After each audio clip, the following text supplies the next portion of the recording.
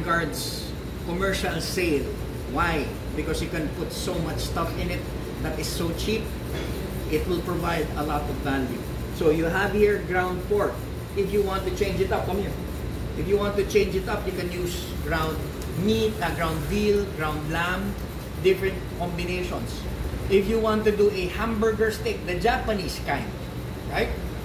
You're only going to add in maybe 50-50, maybe even 70-30. 70 pork, 30 beef. Add in ketchup, add in mustard, add in Worcestershire sauce, you form meatballs, you form patties, and you have a hamburger steak already. Right? Very, very economical.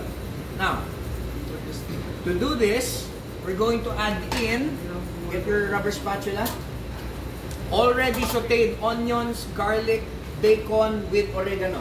But if you have marjoram, use marjoram. Okay?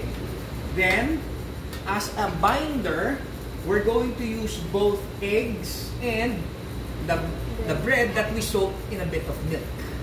Alright? Now, can you do this without the bread?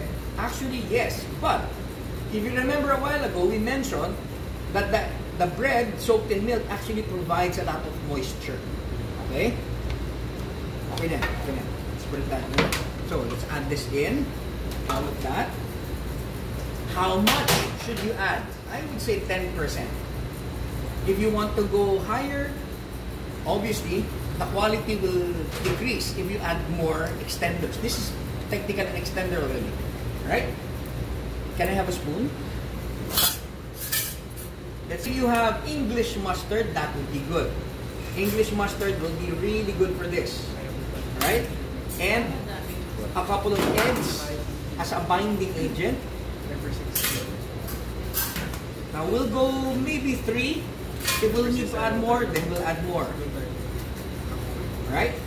Now, Austrian meatloafs, a lot of them will have parsley. That's why we have a lot of parsley here.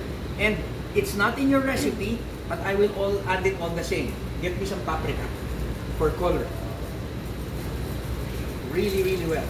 Now, we need to have a consistency that is well emulsified so that later when we form it, there will be no cracks. Right? So you really need to mix it well. And with extremely clean hands. Kapag kayo galing ng banyo, kadiri ito. Okay? I go down to 1.3%. Okay? So, titimbangin muna natin, compute 1.3% of the total, and then we add the salt based on that. Right? So, err on the side of caution. You can always add, you can never subtract. Kapag 1.6 mo, maybe maalat yun. I would go 1.2, 1.3. Okay? Really mix that in.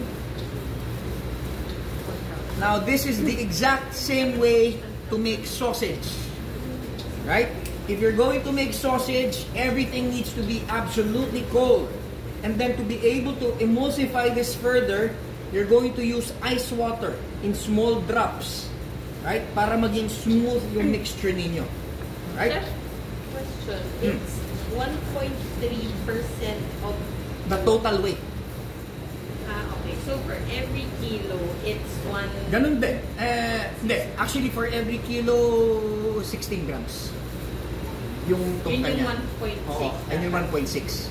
So, gawin natin, total times 1.3, Okay. and then we'll go higher kung magtabang pa. Can we heat up a pan now?